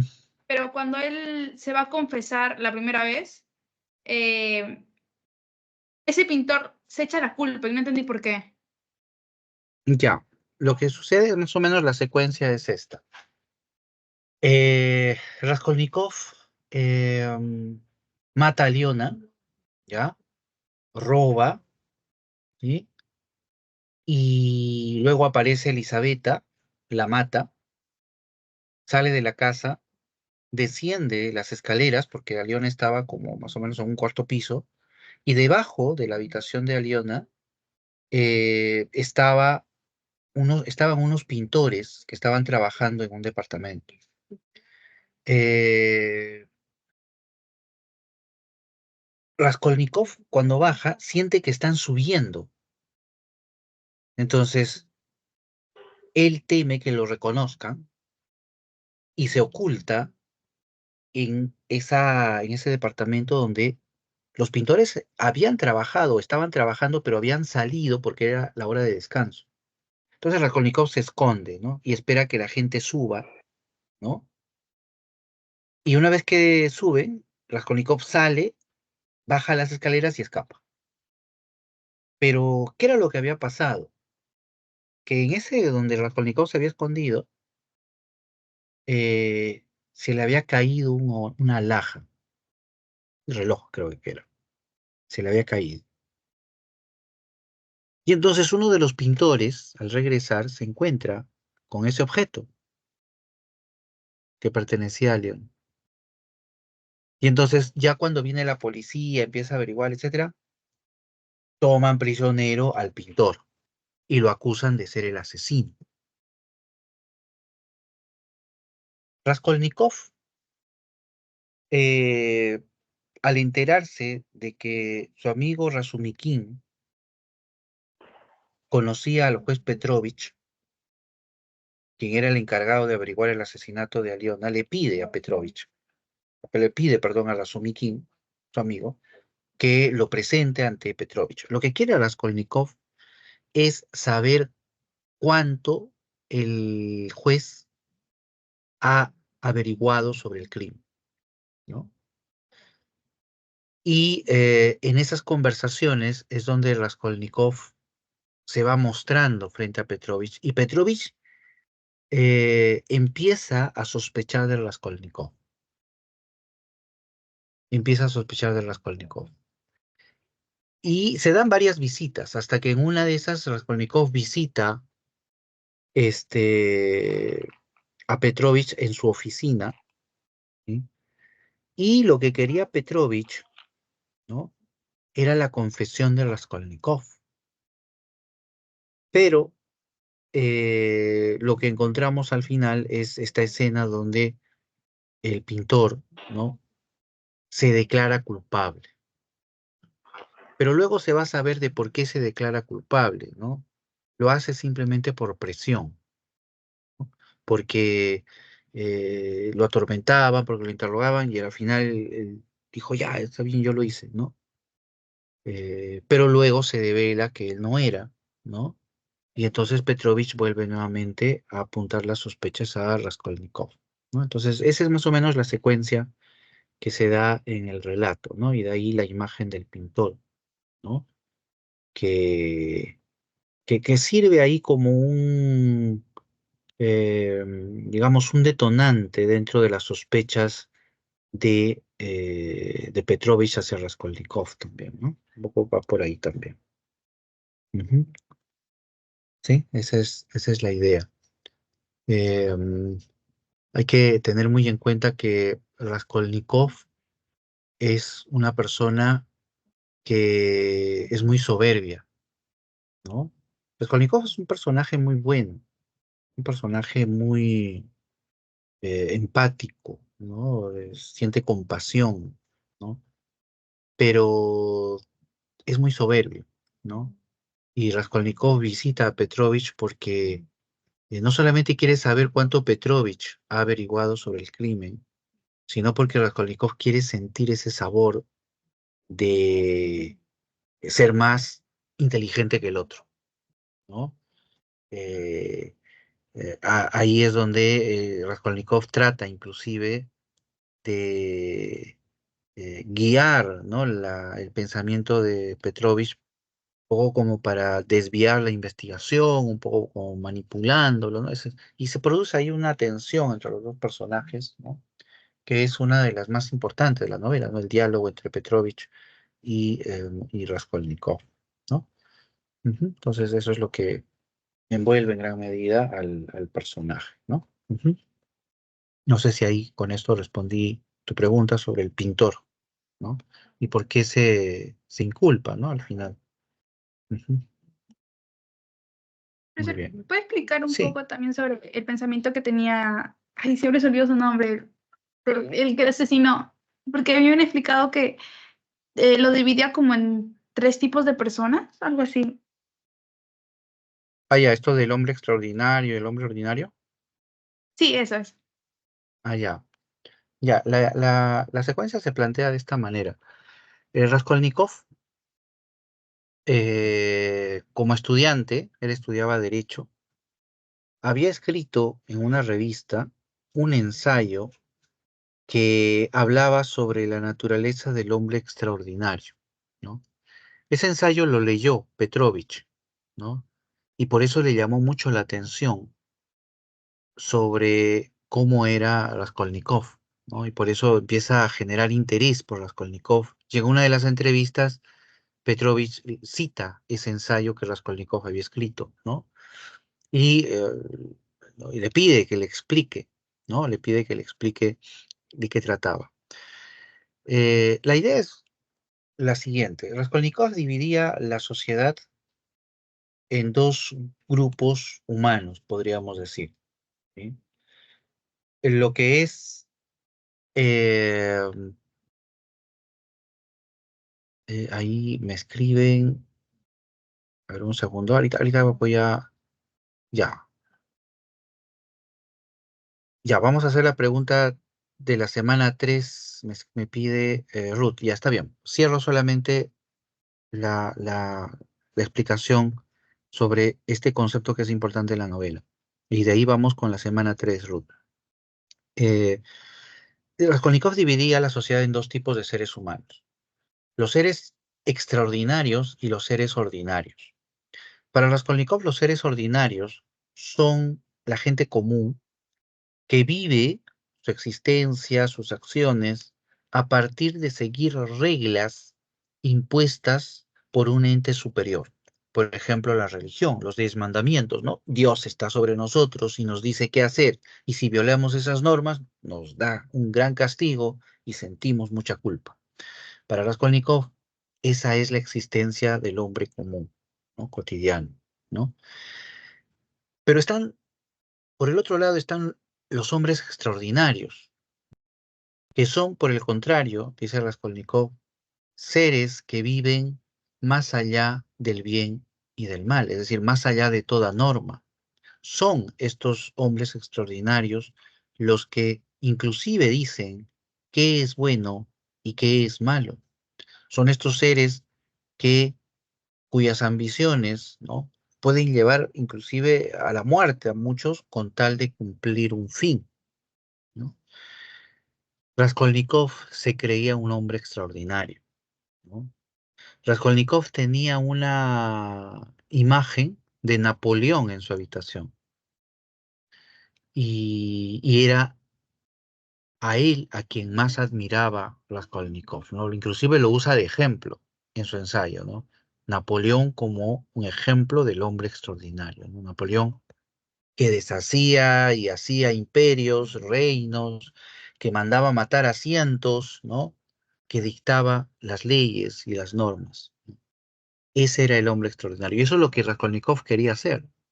Por eso su posición es la de superioridad frente a un ser común como, por ejemplo, lo es Aliona, ¿no? Raskolnikov puede decidir si vive o no ese ser, porque va a depender de los fines que persigue el Raskolnikov, ¿no? Como hombre extraordinario que se cree ser, ¿no? Entonces, esa es la definición, la propuesta, digamos, la interpretación de Raskolnikov con respecto a la sociedad, ¿no? ¿Sí? ¿Sí? ¿Me dejé entender? Sí, profesor, gracias. Muy bien. Vamos a la semana 3. Me pide Ruth eh, con una pregunta. Dice, ¿cuál es la pregunta, Ruth? Específicamente de la semana 3 que... Me vas a disculpar, no puedo compartir pantalla, así que nos vamos a guiar por los cuadernillos que tenemos. Ujú. Es la pregunta número 5. Es la pregunta de la semana 3, la 5. Ya. Exactamente, yo marqué la A Ujú. y era la B. O sea, mi duda es en la proposición número 2. Ya, ahí vamos. Ahí está. La pregunta 5. Sobre el romanticismo, ¿no? Muy bien. Entonces, tu duda era sobre... Ya, sí, este enunciado ha generado muchas, muchas, muchas dudas. Bien, miren, lo voy a explicar de esta manera. La 2 de la pregunta 5 es, digamos, verdadera, no es correcta. Ya. Profesor, pero a mí me dijeron que aparece a fines del siglo XVIII. Ya. El enunciado, tal como está formulado, aparece en el siglo XVIII, no diciente de lo que decimos, es decir, no contradice ni se aleja de lo que decimos, que el romanticismo aparece a fines del XVIII. ¿Por qué? Porque el enunciado 2 dice, aparece en el siglo XVII. El siglo XVIII, perdón, aparece en el siglo XVIII. El siglo XVIII va desde Va desde 1700 hasta 1799. ¿Ya? Ese es el siglo XVIII. ¿Ya? Y ese siglo XVIII tiene un inicio, digamos, los años iniciales, y tiene los años finales. Pero esos años finales siguen siendo parte del siglo XVIII. ¿Ya? Entonces, que nosotros hayamos dicho que a fines del siglo XVIII aparece el romanticismo, mm, es en gran medida lo mismo a decir que aparece en el siglo XVIII. Si el enunciado hubiera dicho, el romanticismo aparece a inicios del XVIII, eso sí no. Si hubiera dicho, aparece a mediados del XVIII, eso sí tampoco. Pero como dice, aparece en el siglo XVIII, bueno, el siglo XVIII abarca también los años finales de ese siglo. Entonces sí lo contiene. El enunciado lo contiene. Entonces sí viene a ser verdadera el enunciado 2. ¿Me dejo entender? Sí, sí, profe, pero Sí, también sí. tenía una duda con la primera, porque yo tenía entendido que, o sea, la angustia metafísica era con Becker y pensaba que era en otro tiempo, no en este tiempo del romanticismo. Ya, muy bien la observación, la pregunta, y quizá por eso, bueno, sea adecuado también que haya aparecido este concepto de angustia metafísica cuando regularmente lo estudiábamos con Becker. El motivo de por qué lo estudiamos con Becker es porque de él estudiamos las leyendas. Y como ustedes recordarán, las leyendas de Becker tienen una temática sobrenatural, ¿no? Habla de apariciones, de fantasmas, de enigmas misteriosos, ¿no? Entonces tiene una connotación claramente sobrenatural. Por eso hablábamos del concepto de angustia metafísica. Quizás eso nos llevó a malinterpretar y pensar que Becker era el representante de esta característica del romanticismo. Y entonces vale esta pregunta que estamos revisando para comprender que la angustia metafísica es una característica que forma parte del romanticismo universal, ¿ya? Es una de sus ramas, ¿sí? Nosotros cuando estudiamos el romanticismo en esta última semana, hablamos de Werther, y hablamos de la novela de Werther como un representante del romanticismo intimista. Pero el romanticismo tiene varias vertientes, no solamente es el que habla de los sentimientos, las emociones. El romanticismo también tiene una vertiente social, por ejemplo, la representada por Víctor Hugo en novelas como Nuestra Señora de París, Los Miserables, por ejemplo, donde se enfoca principalmente en los conflictos sociales, ¿no? En las injusticias sociales, ¿no? Tenemos otra vertiente, por ejemplo, la de Walter Scott, por ejemplo, de Inglaterra, con Ivan, ¿no? Que se concentra en recrear precisamente, ¿no? Ese mundo del pasado, la historia, ¿no? De este personaje que se recrea en la novela. Y junto a esas vertientes tenemos la vertiente que podemos llamar de lo sobrenatural o la vertiente de terror, ¿no? Que se asocia con el concepto de angustia metafísica, ¿no? El romanticismo es una expresión que no solamente se detiene en el idealismo y los sentimientos, sino que explora lo desconocido, que explora lo sobrenatural, porque el romanticismo es una conducta contraria al racionalismo, ¿no? Al racionalismo que exhibe todo a través de la luz de la razón, a través de lo concreto y lo objetivo, ¿no? Entonces, para el romántico, lo auténtico no está ahí donde la razón ilumina, sino está en la oscuridad, está en lo desconocido, en lo misterioso. Ahí es donde está la esencia de la poesía, la esencia de todo, ¿no? Pues por eso el romántico siente esa atracción de explorar lo desconocido, ¿no? Y eso se va a expresar a través de novelas de tipo de terror, ¿no? La novela de terror nace con el romanticismo, precisamente, ¿no? Una novela como Frankenstein, por ejemplo, o los escritos de Edgar Allan Poe. Ustedes sin duda habrán leído los textos de Edgar Allan Poe, ¿no? El pozo y el péndulo, el gato negro, eh, y otros más, ¿no? Que son una descripción precisamente de esas dimensiones sobrenaturales, esas dimensiones de lo irracional, ¿no? Que forman parte de lo que al romántico también le interesa, ¿no? Entonces, sí, el enunciado 1 de la pregunta 5 es verdadera, ¿no? Porque los románticos experimentan lo que llamamos la angustia metafísica, pero hay que aclarar que se trata de una vertiente, ¿ya?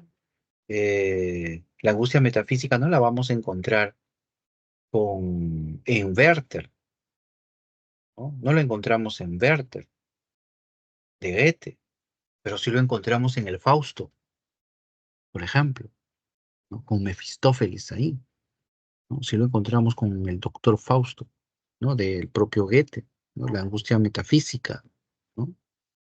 Entonces, sí, es una característica, es una temática que forma parte del romanticismo.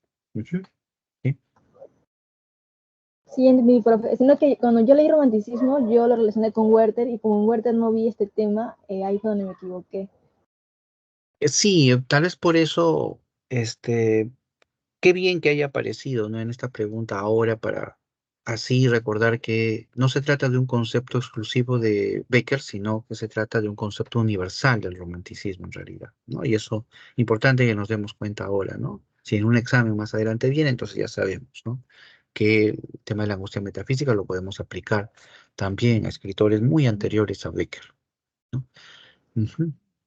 Profesor, en la semana 3 también tenía otra duda con la pregunta 3, eh, Sí, porque yo enfoqué la C y era la A. Era con el tema de que Fray Lorenzo, antes del destierro de Romeo, casó en secreto a los amantes. ya, ya. Entonces dice, Fray Lorenzo ante, ante el destierro de Romeo, casa en secreto a los amantes. ¿Qué está diciendo ahí el enunciado? Está diciendo que Fray Lorenzo va a casar a Romeo y Julieta, ¿ya? Porque éste va a ser desterrado. Eso es lo que dice el enunciado. Como Romeo va a ser desterrado, entonces los casa. Suena lógico, pero no es lo que sucede en la obra. La secuencia de esos hechos es diferente, ¿no? Romeo se casa con Julieta, ¿ya? Al día siguiente, Romeo mata a Tebaldo, que era el primo de Julieta. Y producto de ese asesinato es que Romeo es desterrado de Verona. Entonces, el hecho del destierro no tiene que ver con el matrimonio de Romeo y Julieta, no es un hecho anterior al asesinato de Tebaldo, que es el que va a provocar el destierro de Romeo. Sí, me dejó entender, por eso la dos ahí es falsa. ¿Sí?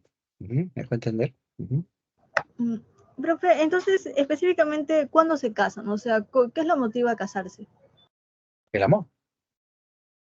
Claro, o sea, miren, una de las cuestiones que hay que tener muy en cuenta en Romeo y Julieta es que Shakespeare lo que trata de expresar en esa historia es la enorme fuerza de la pasión, ¿no? La enorme fuerza de la pasión. Y es por eso la intensidad de las acciones, ¿no? Eh, Julieta conoce a Romeo, ¿no? Y al día siguiente se están casando, ¿no? Y al día siguiente Romeo es desterrado. Y en unos días Julieta terminará muerta y el otro. En menos de una semana, los personajes se enamoran, se casan y se mueren. Y Shakespeare lo que quiere es precisamente con ello, además de otros recursos y alusiones, lo que quiere es retratar esa intensidad de la pasión, ¿no? Ese aspecto de la pasión ya, es muy importante en el Romeo y Julieta de Shakespeare, ¿ya? Y lo digo así porque la historia de Romeo y Julieta no la inventa Shakespeare, él la toma. Muchos otros autores antes de Shakespeare han hablado de Romeo y Julieta. Inclusive hay antecedentes que nos llevan a la Edad Media, inclusive más atrás. En el periodo latino se habla de esta historia de dos jóvenes de familias enemigas que se enamoran. Pero la gran diferencia del Romeo y Julieta de William Shakespeare es que Shakespeare enfatiza el tema de la pasión. Y la pasión que no solamente une a los dos jóvenes, sino que salva a la ciudad de Verona, la salva. La muerte a la cual llegan estos dos jóvenes, producto de su pasión, es la que al final produce la reconciliación de las dos familias, con lo cual vuelve la armonía a la ciudad, ¿no? Entonces, eso es lo que busca enfatizar, ¿no? Entonces, ¿qué es lo que los motiva a casarse? Por eso repito, el amor. O sea, se casan en secreto porque ellos saben que sus familias enemigas no se lo van a permitir. Y sobre todo, ¿no?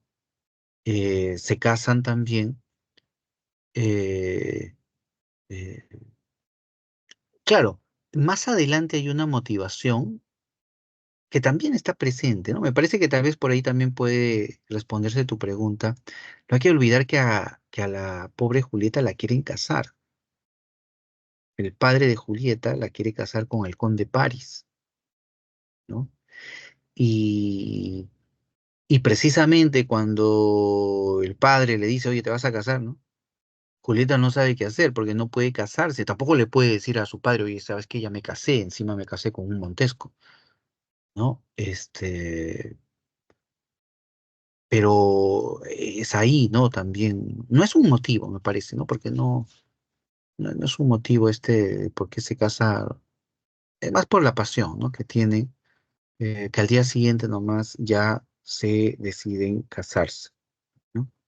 Ujú, muy bien, sí, respondo ahí. Profe, en la 4 cuando dice el amor juvenil y apasionado, yo marqué verdadero, pero era falso. En la 4, la posición 4 de la 3. Ya, la 4. Ahí, ¿cuál es el que marcaste? La rivalidad. Ah, no, en la pregunta 3, la proposición número 4, yo la marqué Ah, como verdadero, pero era falso. ya la 3. El amor juvenil y apasionado es un tema de esta novela renacentista. Ya. Ahí fue una trampa muy malvada. Que te confieso que yo cuando leí por primera vez las preguntas, porque yo las leo sin las claves, ¿no? Un poco como para familiarizarme y después miro la clave. Entonces yo caí también ahí, por la prisa. ¿Por qué? Porque la 4 dice novela renacentista. Y la tragedia de William Shakespeare, Romeo y Julieta, no es una novela, porque no es una narración, es una obra teatral, porque es una tragedia, no es una representación. Entonces ahí la 4 es falsa porque no es una novela, Romeo y Julieta, no, es una tragedia, es un drama, es una obra teatral. ¿Sí? ¿Me dejo entender? Sí, sí, ya, yo voy entendiendo ya. Ujú. Sí, fue una trampita bastante malvada la que les han puesto ahí, ¿no? Pero bueno, es así, pues, ¿no? A veces las preguntas se formulan de esa manera. Es como el enunciado uno de la 3, ¿no? Romeo Capuleto y Julieta Montesco, ¿no? O sea, han cambiado los apellidos cuando debió ser Romeo Montesco y Julieta Capuleto, ¿no? Y solo en ese detalle nada más, ¿no? Puede llevarnos a un error también, ¿no? Entonces, Por eso, ajá. por eso a mí me ha generado siempre una duda porque en la Esparta dice que William Shakespeare es una figura de transición entre el Renacimiento y el Barroco. Y Ujú. cuando habla de la obra de Romeo y Julieta, entonces la posiciono como un renacentista. Lo que pasa que la obra de Shakespeare, así en conjunto, como bien lo ha citado, tiene un pie en el Renacimiento, el otro en el Barroco, pero hay tendencias, ¿no? En el caso de Romeo y Julieta, es una obra juvenil de Shakespeare, es la primera que compone Shakespeare, poco por acabar, o pocos años de terminar el siglo XVI, ¿ya? Que es el 1500, ¿no? La época del Renacimiento. Pero Romeo y Julieta tiene elementos renacentistas, como por ejemplo la temática, ¿no? La temática del amor, ¿no? El amor que armoniza el universo, ¿no? Que se sostiene de esa manera, es una visión renacentista, pero también tiene elementos barrocos, o lo que podríamos, o lo que se va a llamar más adelante barroco, también lo presenta Romeo y Julieta, ¿no? Por ejemplo, el lenguaje. El lenguaje es muy recargado en cuanto a imágenes, metáforas, el constante juego de palabras que realiza el autor a través de los personajes, retuercen, recargan, saturan el lenguaje que se emplea en Romeo y Julieta, ¿no? Entonces, eso lo acerca bastante al barroco, ¿ya? Entonces, decir Romeo y Julieta es renacentista no es correcto, como tampoco decir que es barroca, ¿no? Está, digamos, por eso decimos, es un periodo de transición, ¿no? Y se dice de transición porque tiene un pie en uno y en otro, pero la obra de Shakespeare va a inclinar ya en su etapa de madurez a lo barroco, ¿no? Cuando llegamos a Hamlet, por ejemplo, ¿no? Ya Hamlet es una es una obra, perdón, enteramente barroca, ¿no? En todas sus dimensiones, en el lenguaje, en la representación, en las alusiones, en las influencias, ¿no? Es enteramente barroca, ¿no? Entonces, así es como se sitúa Romeo y Julieta, ¿no? Dentro de esa transición hacia lo barroco de Shakespeare. Ujú. Muy bien, Profesor, una Sí, pregunta. sí. ¿Es Adelante. cierto que no todas las obras de Shakespeare son originales de él? Esa es una de las grandes polémicas, ¿no? En torno a William Shakespeare, ¿no? Hoy en día, el consenso y la seguridad de que Shakespeare existió parece incuestionable, ¿no? Porque antes se debatía inclusive y se creía que Shakespeare no existía, que era un invento de un dramaturgo, o sí, de un dramaturgo inglés, inclusive, ¿no? De algún filósofo al cual se le adjudicaron las obras de Shakespeare, ¿no? Y creyendo que Shakespeare era simplemente un seudónimo. Y es que en realidad no se tenía mucha información sobre Shakespeare, ¿no? Pero hoy en día se tiene evidencias de que sí existió un hombre llamado William Shakespeare, que fue un actor, un dramaturgo, un empresario teatral, cuyas obras, ¿no? Este, estas tragedias compuso, ¿no? Lo que pasa es que en aquella época la, la idea de la autoría no estaba muy definida. Es más, ¿no? Las versiones de Romeo y Julieta son varias las versiones, ¿no? Porque Shakespeare nunca llega hoy en día, por ejemplo, un autor publica una novela, ¿no? La publica, publicidad, la vende en la librería, todo, ¿no? Y sabemos que es el autor, la promociona, firma libros, etcétera. Ya, en esa época no era así la literatura, ¿no? Shakespeare era un dramaturgo que escribía el borrador de la obra y luego este se perdía, ¿no? Y cuando tenían que volver a montar la obra, nuevamente había que escribirla, ¿no? Entonces, hay varias versiones, adaptaciones de la obra, ¿no? Y eso también provoca un poco la confusión, ¿no? Provocaba la confusión en torno a la figura de Shakespeare y a sus obras, inclusive, ¿no? Pero hoy en día, ¿no? Cierro ahí mi comentario con esto último. Hoy en día se tiene la absoluta certeza, ¿no? De que Shakespeare existió y que compuso las obras que nosotros le adjudicamos, ¿no? Muy bien. Muy bien. Con esto llegamos al final, son ya las 8. Vamos ya a concluir esta hora de consultas académicas. Les agradezco muchísimo, Ariana, Fátima, Ruth, a nuestro tutor Gary también que nos acompaña. Muchas gracias. Sigan revisando, leyendo. Nos vemos la siguiente semana. Hay consultas también los jueves de 9 a 11 y los viernes de 7 a 8 también, ¿sí? Muy bien. Muchas gracias y nos estaremos viendo en otra oportunidad. Hasta luego. muchas gracias, profesor. Muchas gracias, profesor. Hasta luego. Cuídese. Ujú, hasta luego.